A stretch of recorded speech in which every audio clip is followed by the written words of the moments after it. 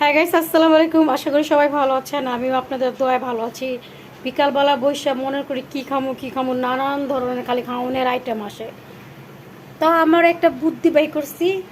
তেলের পিঠা তো আর বানাইতাম না। আমার ঘরে কটা আটা ছিল, একটু ইস্ট ছিল, চিনি দিয়া আটাটা ইস্ট দিয়ে একটু হালকা কুসুম পানি, গরম গরম পানি দিয়ে মাইখা একটা তেলের পিঠার ডোর বানাই ফেলছি। চলেন আপনাদেরকে এখন দেখাচ্ছি।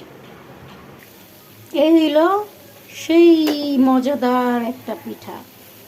দেখছেন অনেক সুন্দর ফুলছে, দেখছেন আমি অল্প একটু দিছি, দেখছেন কত বড় হয়েছে ফুললা।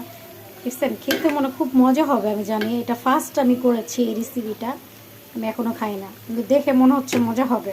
মনে হচ্ছে এই যে আমার ডোরটা আর এটা। তো দেখতে থাকেন, হইতে থাকো, আপনারা আমাদের পাশে থাকেন। যদি আমার ভিডিওটা ভালো লাগে তো লাইক, শেয়ার, কমেন্ট, সাবস্ক্রাইব করে দিয়েন। তো গাইস, এই যে আমার নামাই আমি দিছি, দেখছেন টবুস টবুস করে কি ফুলটা ফুলতেছে, মাশাল্লাহ মাশাল্লাহ। আর এই যে দেখেন, মনে হচ্ছে না এটা কোনো তালের পিঠা, কিন্তু আসলে এটা তালের পিঠা না, কিন্তু বোঝা যাচ্ছে এটা তালের পিঠা। দেখছেন টুপুস টুপুস করে যে ফুলছে, মাশাল্লাহ। দিছিলাম অল্প একটু, দেখছেন ফুলে, মাশাল্লাহ মাশাল্লাহ। এটা কেন ফুলছে জানেন? ইস্ট দিছিলাম।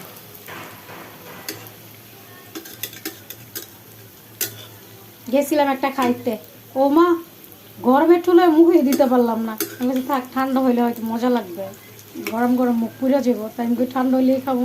দেখছেন টুস টুস করে ফুলতেছে, দেখছেন এটা ম্যাজিক কাণ্ড না?